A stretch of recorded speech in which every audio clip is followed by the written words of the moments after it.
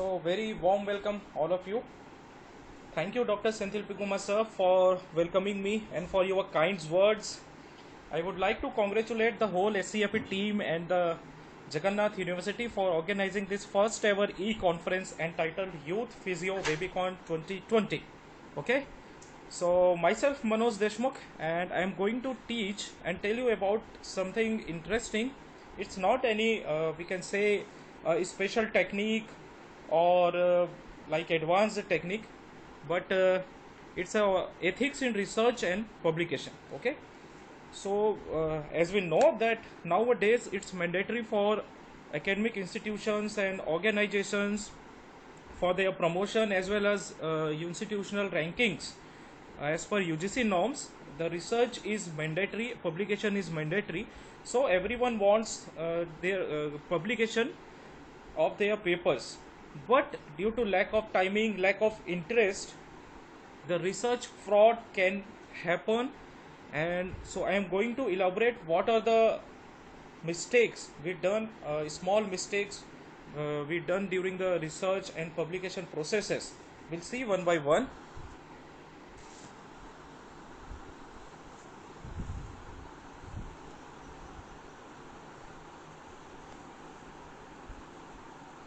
Okay.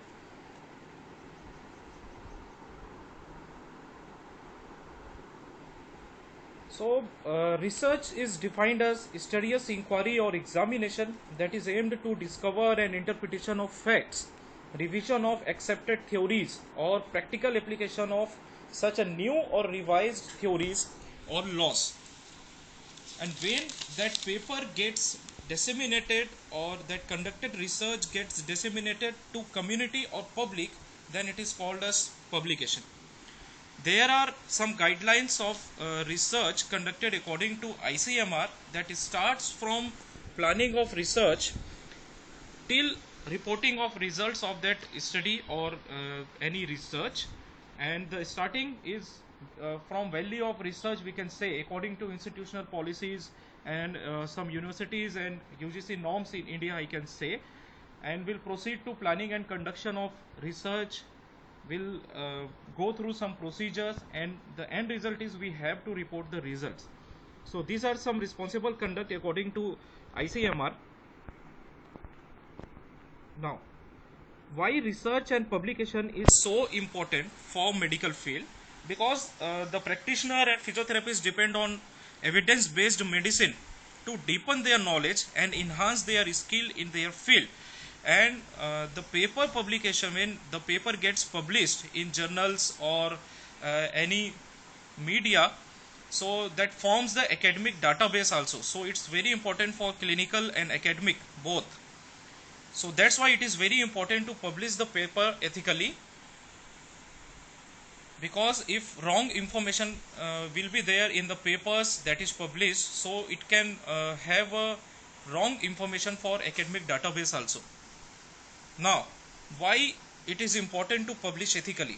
The ethical and good quality of publication of paper is that impacts the professional individual's professional image and on their institute or organization, that reflects the whole professional environment also. And good quality of publication is also a strong base of scientific knowledge to build a strong professional environment for intra and interpersonal relationship, intra-professional relationship, and also a multidisciplinary team integrity.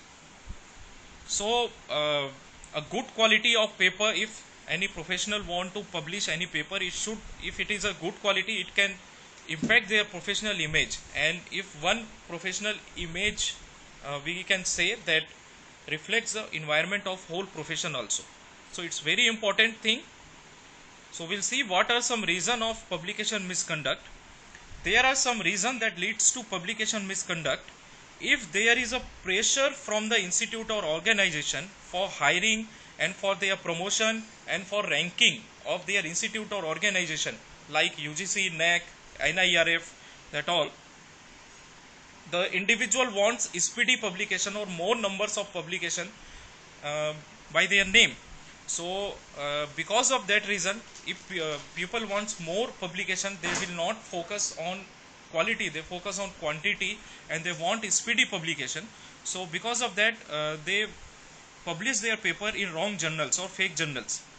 The second one, while there is a lack of knowledge or interest, lack of time of individual or profession, that can also cause some type of research misconduct.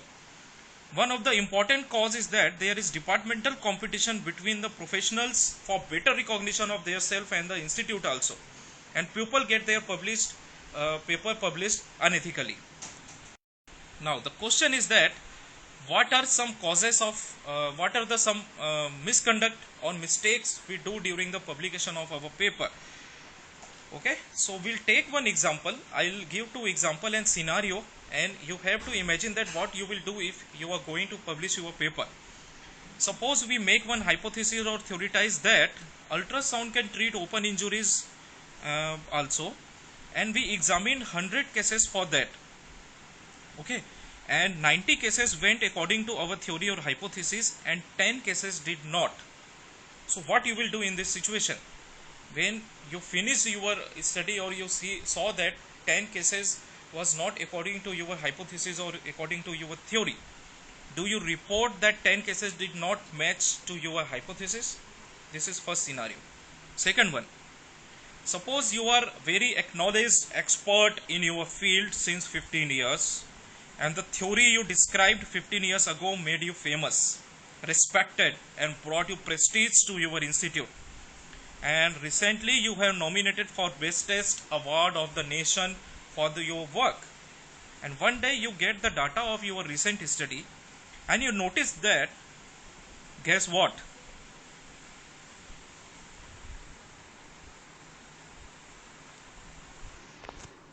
The previous data of previous study went wrong. So what you will do here? You will publish your paper, or you revise your paper, or you say that the previous study did by you was wrong. So this was two scenario, an example that how research misconduct can happen during the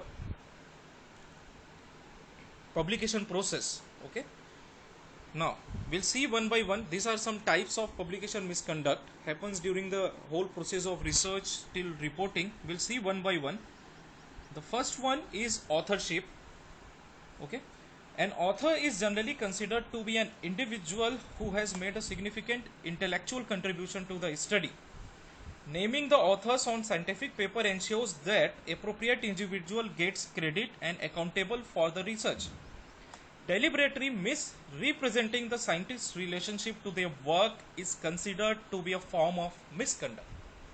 According to Institutional Ethical Committee of Medical Journals and Editors, that is ICMGE, the person should be designated as author who worked or made a significant contribution to study conceptualization and their designing, data acquisition and analysis and interpretation, drafting or revising the articles also, and approval of the final content also. So if any person has done this type of work or any study, that can be named or termed as author of that study.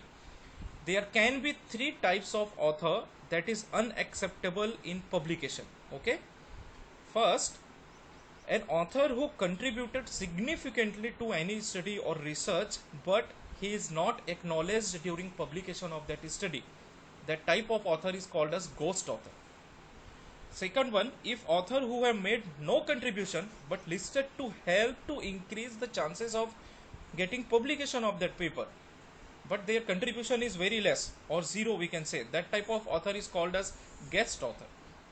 And when contribution is based solely on affiliation of their study for publication only, that type of author is called as gifted author. Okay, suppose I am working in any institute, or I want to publish my paper, but I am giving a authorship to person to whom I want to make happy for my promotion or something. That is one example, and I'll make him as a author of that study. That type of author is honorary author or gift author. Okay, so this type of authorship we should avoid. The next one is redundant or multiple publication. When research paper is published in more than one journal simultaneously, that is called as redundant publication.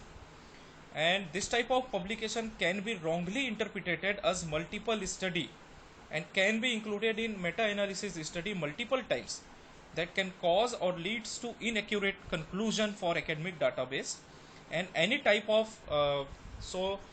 here we can see that when one paper with same objective or same paper is published in more than one journals at a time, when author submitted a paper at a time to 3 journals, or it is getting published in 3 journals, so when anyone want to conduct any meta analysis, or they will include that 3 papers from different journal, so the wrong interpretation can be there. Okay, so abstract, posters, result database, that cannot be treated as redundant or multiple publication when we are presenting our poster on that based of that study, so that cannot be considered as redundant or multiple. That is ethical, we can go.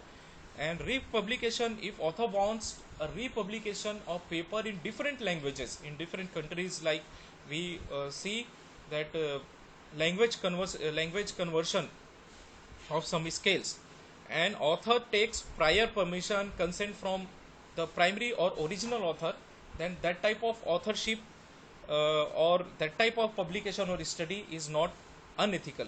Okay, so avoid that type of condition. The next one is plagiarism.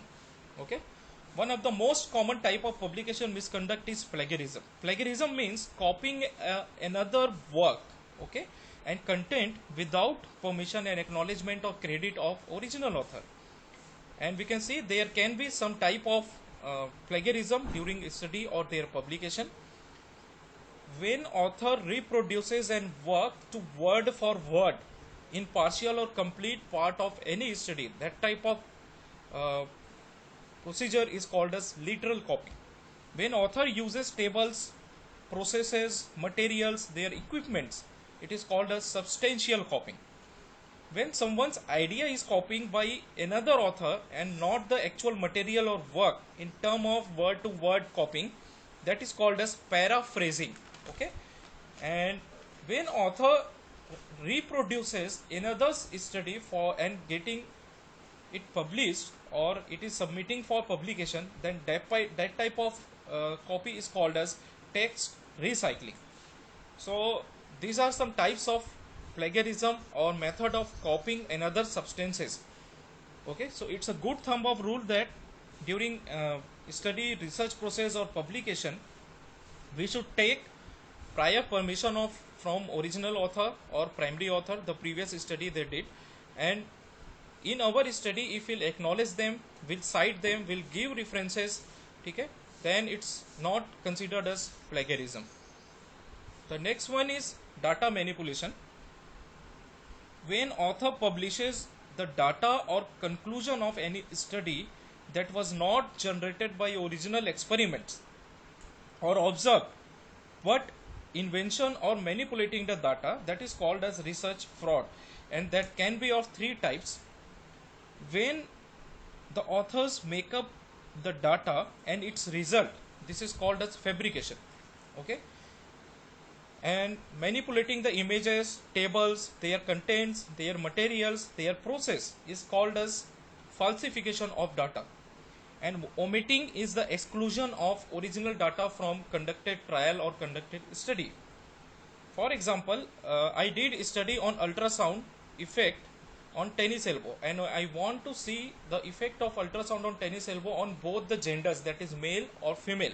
Okay, I conducted my experiment, I did my experiment, and conclusion was that the ultrasound was effective only on female population, not on the male. But my theory was that, my hypothesis was that ki both male or female gets affected by ultrasound in tennis elbow. This was my hypothesis, but result was only female gets affected. So what I'll do, to support my hypothesis or theory, I'll fabricate my data and I'll manipulate and I'll report it that both genders have same effect, okay, on tennis elbow by ultrasound. So that type of manipulation is the falsification of the data. And if I'll make up my result, my discussion, my materials, my equipments for any type of trial, that is called as fabrication.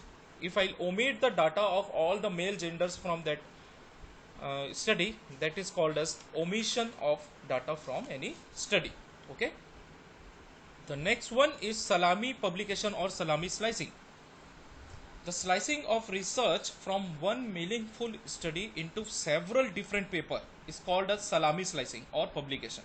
Okay, for example, we'll take one example and we see that I want to conduct a trial or research and I want to see the effect of TENS on frozen shoulder, and I'll collect the 50 samples. Okay, my sample size is 50, or we can say on 50 population I conducted that trial, and I made a conclusion that 50 population the TENS is effective to treat the frozen shoulder condition for pain management.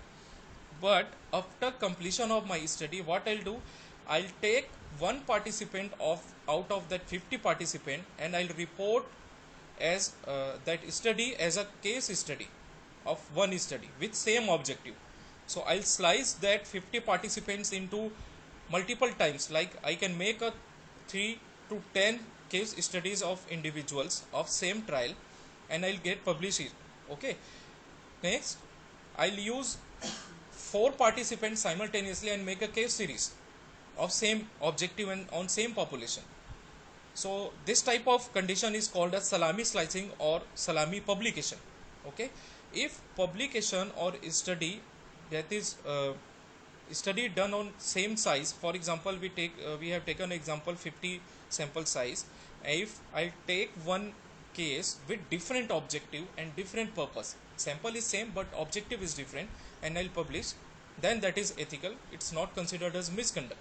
But the paper which is sliced of from same study and getting it published, okay, with same objective is it is unethical and it can be considered as research misconduct. Okay.